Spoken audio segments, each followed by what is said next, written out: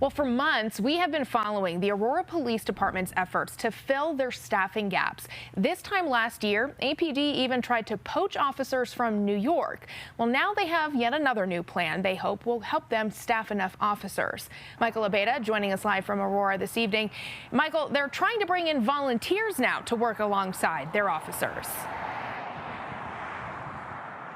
Yeah, Kelly, police departments are really around the state and the nation are having a hard time finding staffing, but a new proposed ordinance here in Aurora will help them make a dent in those staffing shortages.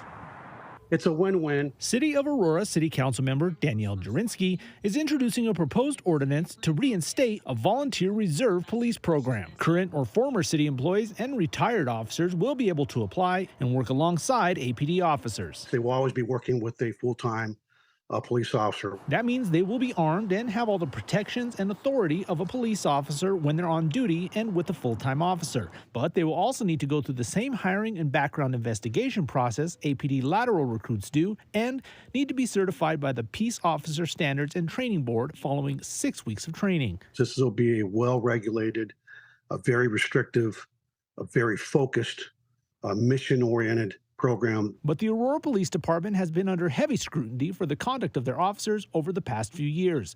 They were investigated by the Colorado Attorney General, who found APD has a pattern and practice of racially biased policing against people of color, notably black people, a pattern and practice of using force excessively, and a pattern and practice of failing to document stops as required. In addition, it found Aurora Fire Rescue has a pattern and practice of administering ketamine illegally.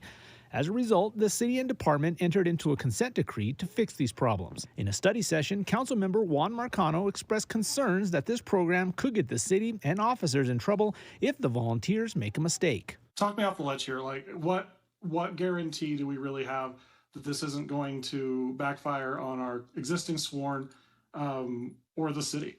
Interim Police Chief Art Acevedo says they will only hire high-caliber applicants and is quick to point out that the department is making changes and accountability for these volunteers will be as high, if not higher, than for regular officers. If they step out and don't follow our policies, procedures, and our training, they won't last. One group that will benefit the most is fire paramedics and doctors working as SWAT medics.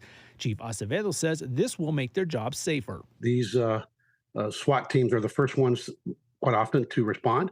And when we have firefighters or trauma docs embedded with them, it's really important to make sure that they can protect themselves and their patients and whoever else they need to protect. The program will be limited to only 35 non-paid volunteers, but Chief Acevedo says every little bit helps. And I think at the end of the day, it puts us in a better position to be able to protect the people of Aurora.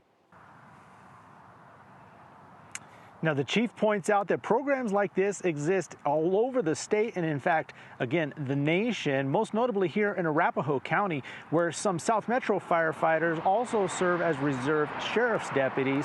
The proposed ordinance will be in front of City Council tomorrow night.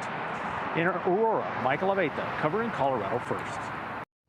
I don't like the way that you're interacting with me. What way am I interacting with you? I don't think you're very nice. You don't think I'm nice? Don't give a shit. Okay. I don't pay you for me to